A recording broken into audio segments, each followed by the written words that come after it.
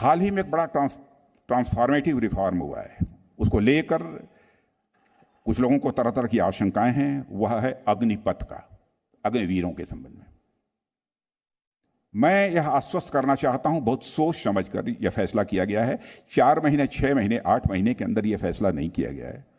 जितने भी stake holders हैं उनसे बातचीत करने के बाद लगभग 2 वर्ष के बाद तब यह फैसला किया गया है अग्निवीरों की नियुक्ति का।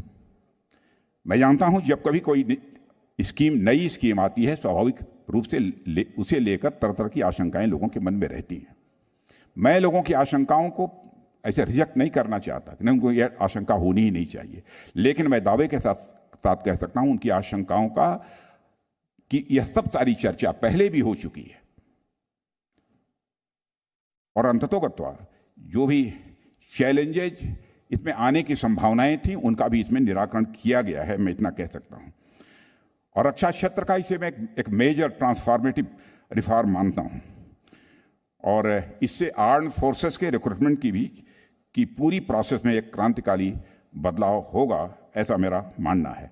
सिर्फ यह क्या है यह योजना, मैं समझता हूं कि अब बहुत डिटेल में जाकर मुझे बतलाने की कोई ज़रूरत नहीं है, लेकिन अग्निवीर के रूप में जो 100% नौजवानों का सिलेक्शन होगा उसमें 25% लोग तो रेगुलर आर्मी में इंडक्ट कर लिए जाएंगे, लेकिन जो 75% बचेंगे उनके बारे में कहा जा रहा है कि उनका भविष्य क्या होगा।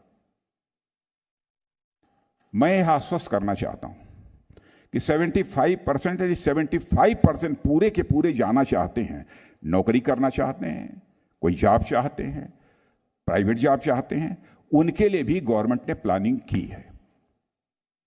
योजना लागू होने दीजिए, उसके बाद कहीं हम इसकी समीक्षा करते रहेंगे, हर प्रतिवर्ष इसकी हम समीक्षा करेंगे।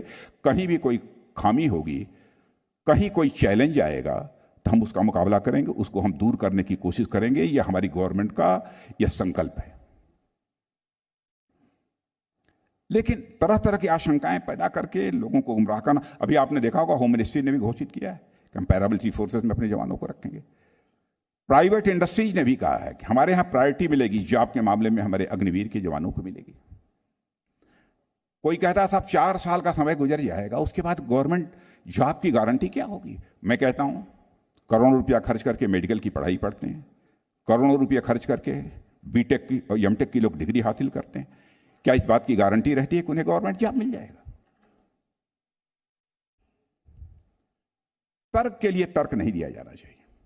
हाँ, लेकिन यह मानता हूं कि 4 वर्ष तक जिन्होंने देश की सेवा की है, ऐसे अग्निवीरों को यदि वो रोजगार करना चाहते हैं तो रोजगार के लिए आवश्यक जो सुविधाएं होती हैं वो मुहैया कराई जानी चाहिए। यदि वह अन्य किसी सरकारी सेवा में जाना चाहते हैं उसके लिए भी मुकम्मल व्यवस्था की जानी चाहिए। यह हमारी गवर्नमेंट का मानना है और इस काम को हम पूरा करेंगे।